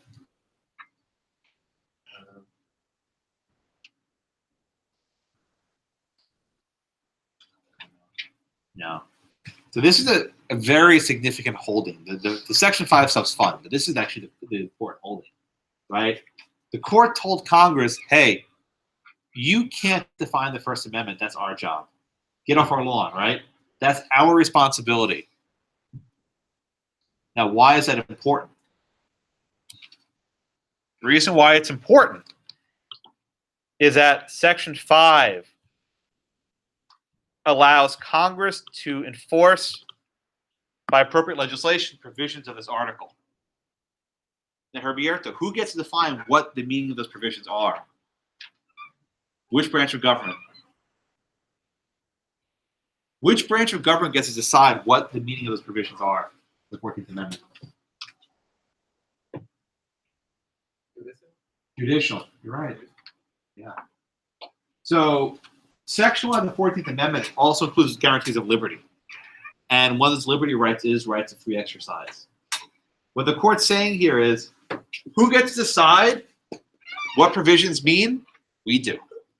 And we decide that you're wrong, Congress. And you can't give that church in Texas more rights than we want to. This is a stunning holding, which a lot of people, myself included, don't like very much, right? But it basically says that only the court can define constitutional rights. And if Congress tries to go beyond that, it's not appropriate. It's not appropriate to exercise their Section 5 powers. Congress lacks the power to define provisions of the Constitution. They can remedy violations of it. They can remedy violations of the Constitution, but they can't define it. Now, what's the difference, right? If the court says, if you do X, this is illegal. And if you do that, Congress can punish you. Congress can remedy constitutional violations. They can't go beyond it. Yeah, Gabriel. So in a way, they interpret it more broadly than what the court originally said. Exactly. Congress interpreted the First Amendment more broadly than did the Supreme Court. So how would they have interpreted it? Or would it be like, okay, the way you said it? Well, there's a, I don't think it's in your book, Justice O'Connor's dissenting opinion. Is that in your book? No? O'Connor wrote a dissenting opinion basically saying Smith was wrong. We should revisit Smith, the peyote case. But that was just the dissent. So there's this test the court gives forward that gives students problems every single year. Okay? It's called the congruence and proportionality test. I'm going to write out the sentence for you. There must be a congruence and proportionality between the injury to be prevented or remedied and the means adopted to that end. I'll read it again. There must be a congruence and proportionality between the injury to prevented or remedied and the means adopted to that end. All right, Greg, we'll go back to you. What the hell does that mean?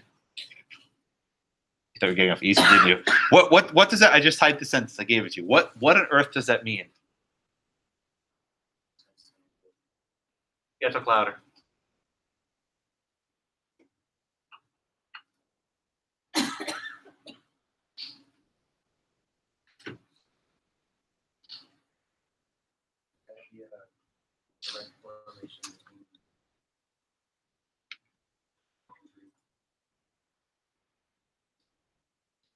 Give me an example. Why? Explain this. Why is the law in this case, RFRA, not congruent and proportional? Answer it that way.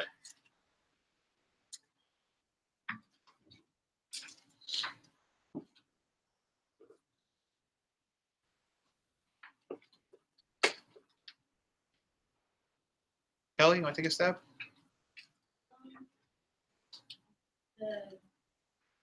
Maybe they're trying to prevent our incident, Oh.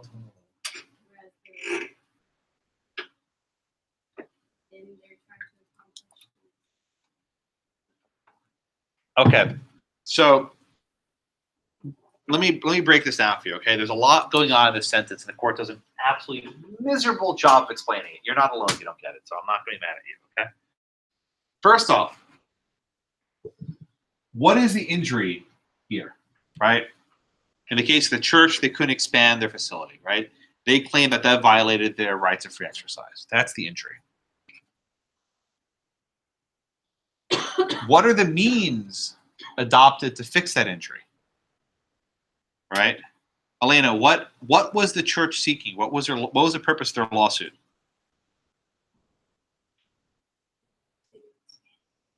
Yeah, they wanted to get their building permit, right? They wanted to get the permit to build. So here we have the injury. The church cannot expand. The remedy, they wanted a federal court to order a building permit to be granted, right? Everyone see the balance at the end. Congruence and proportionality. What the hell does that mean? It means the fit, right? It's how close is the fit. So imagine this. You have a fairly small grievance. I think Kelly's called it incidental, right? A church can expand. Okay. It's a problem. Maybe it is, maybe it's not. Apparently the church hasn't expanded in 30 years. They're still doing okay. Now, what's the means chosen to get there? A big deal. Opening up the state to lawsuit in federal court. So what the court says here is the means don't fit the ends. Opening up Texas to a lawsuit in federal court for damages is not justified by this small, incidental, silly building permit thing, right? There's not an adequate fit. So when you see congruence and proportionality, what this means is the fit is not good. All of this, what all of this is getting at, is where the fit isn't good, the legislation is not appropriate, right? Under Section 5, sovereign immunity can be waived where the legislation is deemed appropriate. This is the test to determine whether the legislation is appropriate, right? So in the exam, if I'm asking you, can Congress waive or abrogate a state's sovereign immunity? What I'm asking you is it appropriate legislation? And this is a test you have to put forward, right? That's your test you have to bring to me. Now, again, it's not clear, right? This is not like, 2 + 2 is 4, right? And in fact, I think the way the court interpreted in Boerne and Morrison on the one hand and Hibbs on the other is not consistent. But you need to at least know this test and what it means. What's the means? Opening a suit up to lawsuit, damages in federal court. Right? What's the injury? Expansion of the church permit with burdens on religion. Okay? So that's the core of Boerne, right? This is their First Amendment point I'm not so concerned about. Yeah, we'll do that later this semester. But for this one, can Congress open up the state to federal lawsuits for damages? And the answer depends, is the legislation appropriate? And if the legislation be appropriate, there must be that congruence proportionality.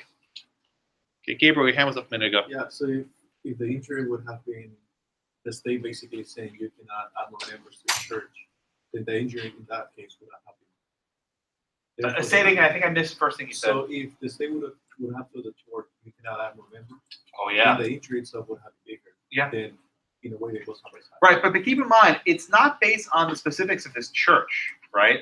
It's based on the statute, and the statute's very open-ended, right? The statute says any conceivable violation of free exercise of your religious liberties burden. That's enough to get you to federal court. Now I'm going to jump ahead to the last case, the Hibbs case, right? The Hibbs case stressed over and over again, this is permissible, right? You can sue Nevada because it's a fairly small, discrete injury. There's a close fit between the injury at hand, involving family leave, and what you're allowing to do. You're not just opening up to every class of offenses that's fairly narrow. So what killed RFRA is it said any conceivable violation of religious liberty that puts a burden That gets you to federal court. No good. That is too broad. It doesn't have the correct fit with congruence and proportionality. Kevin. So the court is saying that I guess they're saying that they're not ruling out that states can be sued. It's just that for this reason. The statute is too broad. Yeah, for this reason. Congress didn't make the statute RFRA narrowly tailored enough. They tried to sweep in too many possible offenses into one, and that is why RFRA was invalidated. One note, though, that I'll get to in a second. RFRA is still in the books today, but only as applied to the federal government. So if the federal government burdens your religion, you can sue into RFRA. If Congress wants to burden itself, they can do that. If Congress wants to open itself up to federal lawsuits, they can do that. They can't open the states up to federal lawsuits. That's the key distinction. Trey?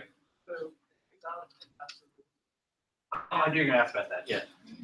Yeah, you know about that, don't you? Yeah. So there's a law called the religious. Oh God, I'll spell it out. There's another great acronym. So this is RFRA.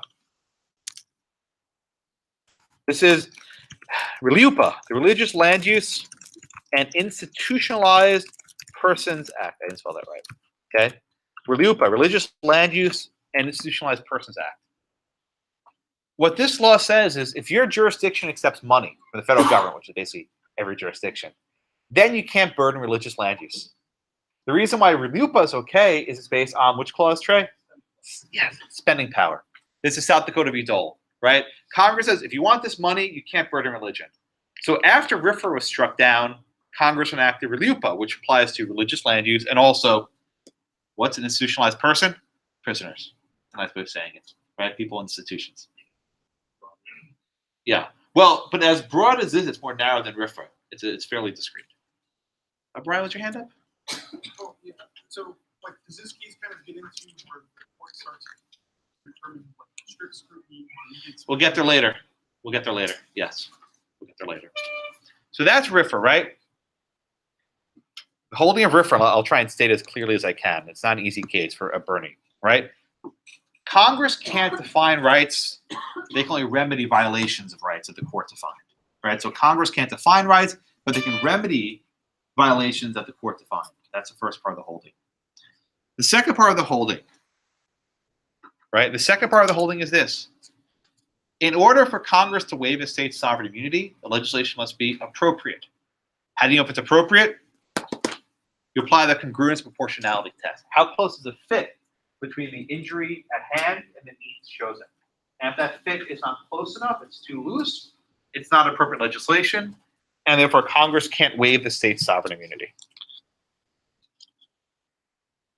Go back and rewatch this video. This case more than the other gives students troubles, I promise you. It gives kids problems every semester. But it's probably one of the most important cases of the 20th century. I don't say that lightly. It was probably wrong, but I'll leave it there. All right. So any other questions on RFRA and Boerne? Bianca, let's do Morrison. We already actually did this case, right? This was a Violence Against Women Act case. What's Morrison's issue here? It's a slightly different issue.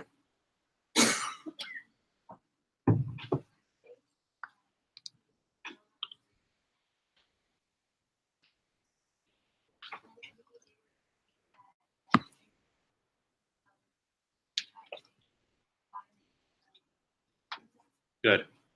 Very good. So we already did this case, right? And we did this case with whether Congress could create a federal cause of action based on its commerce authorities for violence and domestic violence. And what did the court hold in that case, Bianca? What did we hold when we did Morrison before? Congress used its commerce powers to prohibit violence, domestic violence?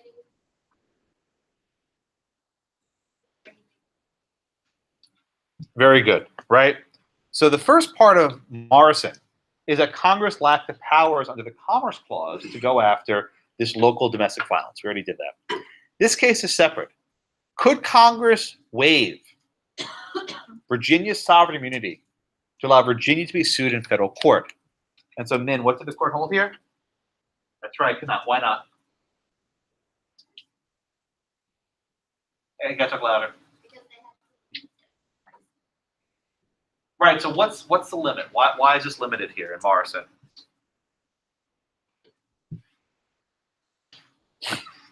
What's our test?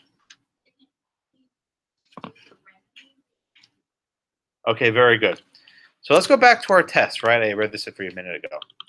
When we're asking whether Congress can waive or abrogate a state's sovereign immunity, we're asking is this legislation appropriate? That's our magic word, right? That's our test.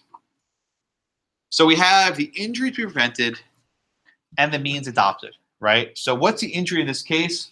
Domestic violence, right? It's not just violence against women, it's violence, in general. Okay? Kenny, is domestic violence unconstitutional? So if, guy beats up a girl beats up a guy, whatever it is that a violation of the Constitution? No. So with RFRA, they were at least trying to go after constitutional violations. But Kenny, if a private person beats up someone else, is there any constitutional problem there? Right? You beat up Ruben or you beat up Min, whatever it happens to be, right? Is there any constitutional problem there? So what the court says here is that Congress was trying to remedy private misconduct. Private misconduct. That is too far. There's a principle in law called the state action doctrine. I'm giving you a lot of stuff today. We'll come back to this later. State action doctrine. What is the state action doctrine? The 14th Amendment only applies to state actors, that is, government officials, right? If a government official beats you up, yeah, they're going to be liable for it. But if a private schmuck does it, they're not liable under the Constitution. It might be a private tort, a battery, whatever, but there's no constitutional violation. Okay? So here, there was not a congruent proportionality because the injury prevented was not of a constitutional nature. The means were actually irrelevant at that point. I guess they're relevant a little bit, but when you're talking about private state action, right, you can't get at it. So once again, Congress tried to use the Section 5 powers in too broad of a fashion. They tried to prohibit violence that had nothing to do with state action. Right? Now, what about gender discrimination, right? We have the 14th Amendment. You can't deny equal protection. Right? The court says it's not closely related enough. The state wasn't involved here in the violence. This wasn't actually state-sponsored gender discrimination. Hey, Laura? And then you said the other part of the test is irrelevant to the first part was not met. Yeah, I think so. But the court talks about it, right? There is a constitutional violation here talking about gender discrimination, right? But what's the fit between stopping gender violence and gender discrimination? This, I think, is one of the more vulnerable parts of the opinion. The court says it's not a tight enough fit, that there's not a congruence and proportionality. The court says the remedy of VAWA is not corrective. It does not address the state's violation of the law. Right? It doesn't correct constitutional violations. It doesn't prohibit discrimination by state officials. It doesn't do anything to Virginia officials to police gender bias. It does nothing to correct any state action. It only applies to private conduct, and that is not congruent proportional, right? The injury is real, but it doesn't have close enough fit to Congress's powers under Section 5, so therefore this was unconstitutional. Does everyone get Morrison?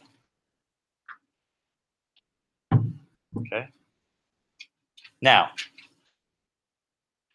we come out to Hibbs, right? Ruben, what are the facts in Hibbs? ADA,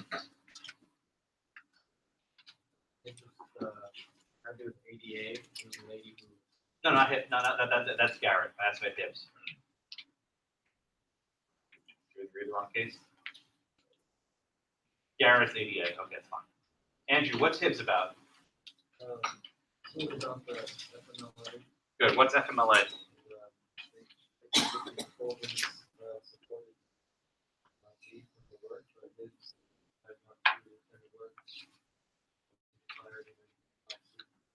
Who is his employer? Right. So in the normal course, if your boss fires you for something, right, you can sue them. But what if your boss is the state? Oh. So Hibbs presented the situation where the guy was fired and he tried suing his employer, the state government. And the state government said, no, no, no, sovereign immunity. And the Hibbs said, no, no, Congress waived your sovereign immunity. Congress said, I can now sue you. Right? FMLA, Family Medical Leave Act, says that if your employer doesn't give you this leave, you can sue them, even if your employer is a state government. Now, if you notice, this opinion is written by Chief Justice Rehnquist. And if you notice, Rehnquist wrote all the other opinions. I've just put a little note in there. Why did Rehnquist support the FMLA opinion, but not the Violence Against Women Act? And this is not me. This is Justice Ginsburg talking. At the time, Rehnquist had a daughter who was single and had a kid, and was struggling in the workplace. So Ginsburg says the reason why Rehnquist went along with this was he perhaps empathized with his daughter's plight. I don't vouch for that. I couldn't tell you. Rehnquist never admitted that. But Ginsburg said that in a speech a couple years ago. I'll leave it there. But the big difference, right? The reason why in Hibbs the court upheld the lawsuit was they found it was appropriate. That there was, in fact, a congruence and proportionality between the injury and the means adopted. So what was the injury? This gender discrimination, right? This idea of stereotyping, that if women take time off in the workforce, they're not worth as much and they'll be fired. So Congress saying we're trying to stop this sort of gender stereotyping. And what's the means they use to stop it?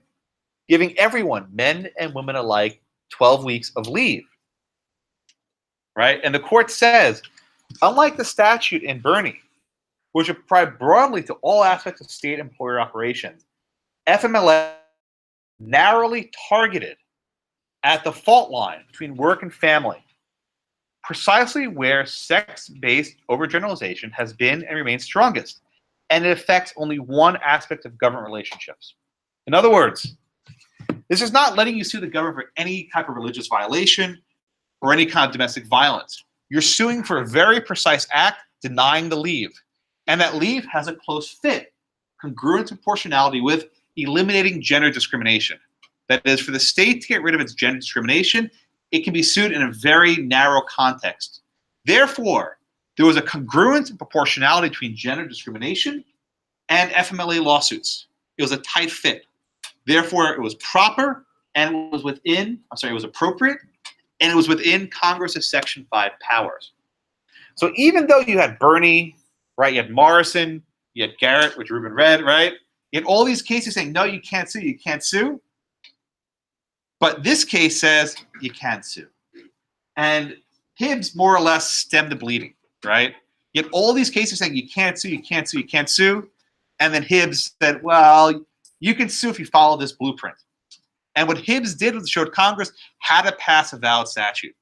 So long as Congress acts in a very narrow fashion, like in the FMLA, sovereign immunity can be waived. The questions on Hibbs. Let me summarize for you briefly, because we did a lot today, right? Under the original Constitution, it says states can be involved in lawsuits. Doesn't say it's plaintiffs or defendants. Chisholm said you can sue another state, no problem with diversity jurisdiction. The 11th Amendment says you can't sue another state. And in Hans, the court said, well, we'll go further than that and say you were never able to sue a state. Chisholm was wrong. So as it stands then, unless a state consents to be sued, they can't. Unless Congress waives or abrogates their sovereign immunity. And whether Congress can waive immunity, you have to go to the congruence and proportionality test. Any questions? I will see you on Thursday. Thank you so much. So we'll just have to be on the test.